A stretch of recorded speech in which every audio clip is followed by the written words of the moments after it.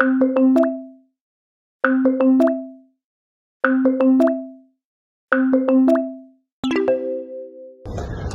Laura, ¿cómo estás? Estoy aquí en la oficina en Tokio y acabo de llegar de Singapur, en donde estoy en un Congreso Internacional de Protección de Datos Personales. El tema principal de este congreso fue la nueva ley de protección de datos en China y quisiera conversar contigo para que me ayudaras a entender por qué es importante para las empresas colombianas y chinas entender el tema de protección de datos y cómo es ese comparativo entre la norma china y la norma colombiana.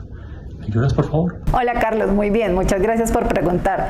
Bueno, pues te cuento que te tengo unos documentos que comparan la Ley de Protección de Datos colombiana con la Ley de Protección de Datos china. Estos documentos están disponibles en la página web de Olarte Moure y te invito a consultarlos. Pero claro, aprovechando que me haces esta pregunta, charlemos del tema. El primer tema que me gustaría tocar contigo es el tema del consentimiento informado. ¿Qué es eso? ¿Para qué sirve? ¿Por qué es importante?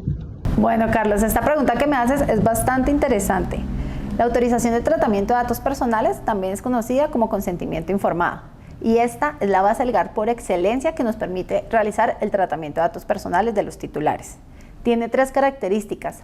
Debe ser previa, expresa e informada. Entonces, los encargados o los responsables del tratamiento de datos personales deberán contar con la autorización antes de realizar cualquier almacenamiento, recolección, uso, circulación de la información de los titulares.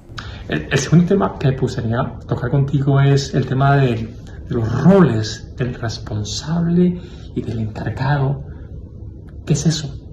¿Quiénes son ellos? ¿Por qué es importante ese tema?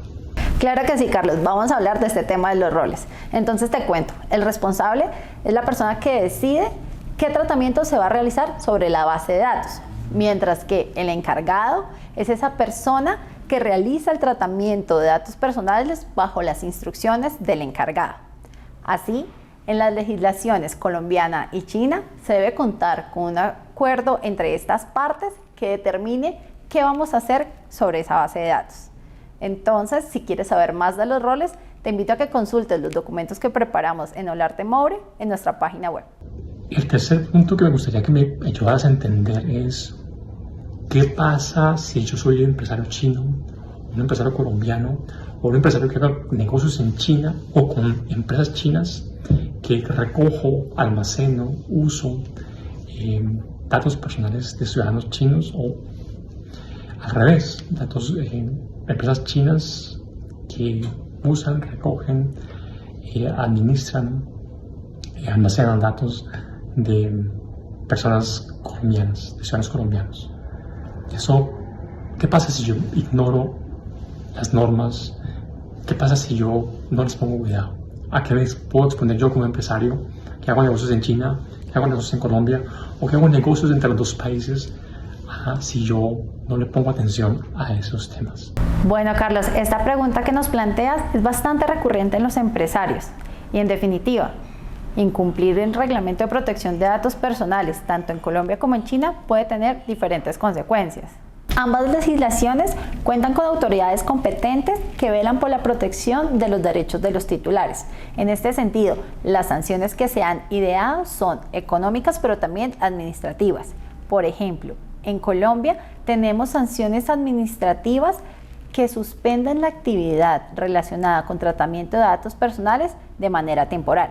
Sin embargo, en China podemos encontrar sanciones más estrictas que pueden revocar la licencia de la operación del negocio. El cuarto punto que me gustaría tocar contigo es ¿qué hacemos? O sea, ya entendí qué es el consentimiento informado, cuáles son los roles importantes, por qué yo debo cumplir con la legislación, a qué me expongo. La otra pregunta, Laura, ayúdame por favor a entender es ¿qué debo hacer? ¿Cómo puedo cumplir? ¿Qué son las cosas importantes que debo tomar en cuenta como empresario en China, en Colombia o haciendo negocios entre China y Colombia para cumplir? Entonces, para evitar sanciones, los empresarios deben contar con programas internos efectivos y claros con el paso a paso para el cumplimiento de los datos personales. También adoptar medidas técnicas, jurídicas y administrativas en pro de la protección de los datos personales, como por ejemplo, contar con acuerdos de transmisión, contar con contratos de confidencialidad y también capacitar a los trabajadores en esta materia.